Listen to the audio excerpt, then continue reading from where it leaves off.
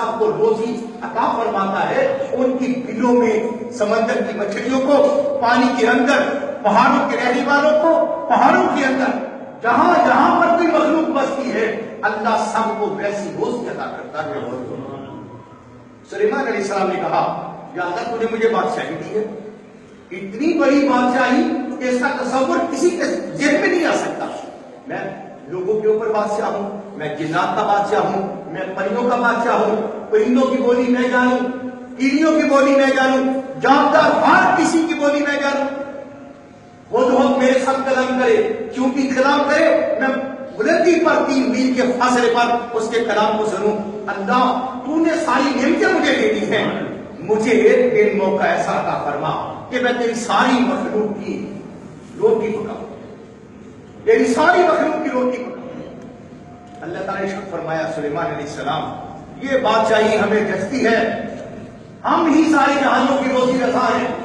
کہا مجھے اجازت دے میرے مالک، میں روٹی پکانا چاہتا ہوں تیری ساری مخلوق کی۔ کہا اجازت، کہا آپ کی اجازت ہے تو یہ بھی فرما دیجیے جو کچھ پکاؤں وہ کبھی خراب نہ ہو۔ کہا خراب بھی نہیں ہو۔ جنات لگ گئے، انسان لگ گئے، مہینے بھر کھانا پکتا رہا، 2 ماہ لگ گئے۔ کہا جب کھانا تیار ہو گیا ڈھیروں کے ڈھیر پہاڑ بنا دیے گئے کھانے کے۔ کہا یا اللہ پاک اپنی مخلوق کو بھیج۔ ایک چھوٹی سی مچھلی آئی پانی سے، اس نے کھڑے ہو کر جو پکا ہوا تھا نا سارے کا سارا 2 ماہ میں ایک لقمے میں کھا لیا۔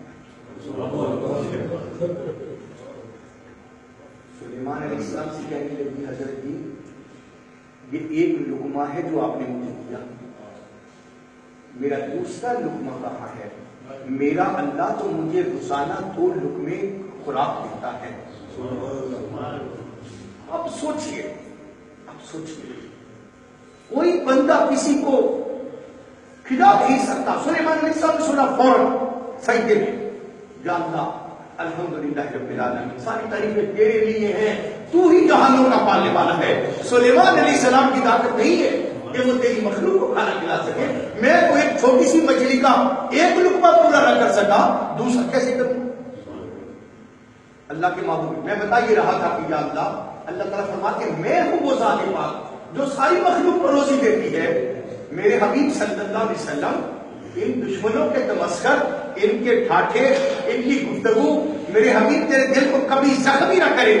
سوچ اس تصور میں رہا کر فائن نہ کبھی آج لینا، میرا رب تو مجھے اپنی نکاح محبت پہ رکھتا ہے۔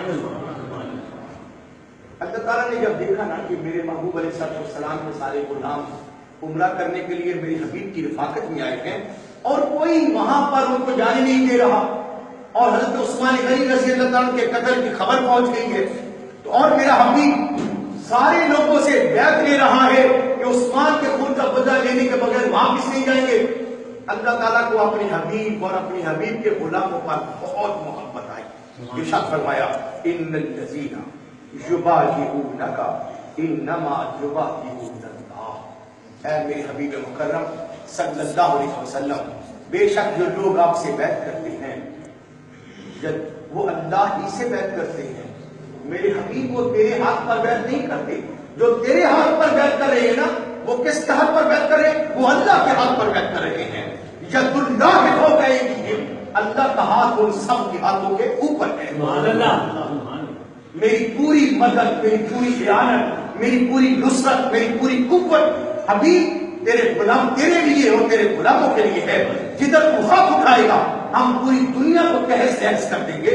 حبیب پاک صلی اللہ علیہ وسلم سن لیجئے فمن نقص فانما ينقص على نفسه۔ میرے محبوب کریم علیہ السلام پھر جس شخص نے بیعت کو توڑا تو اس کے توڑنے کا وبال اس کی جان پر ہوگا۔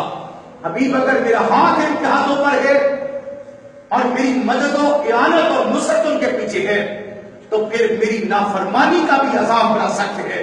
اگر کسی نے حبیب تیری غلامی کے عہد کو توڑا اور تیری بیعت کو توڑا اس کے توڑنے کا وبال اس کی جان پر ہوگا، اور جس نے اس بات کو پورا کیا اس نے اللہ سے عہد کیا تھا وہ عنقریب اسے بہت بڑا اجر عطا فرمانے والا ہے۔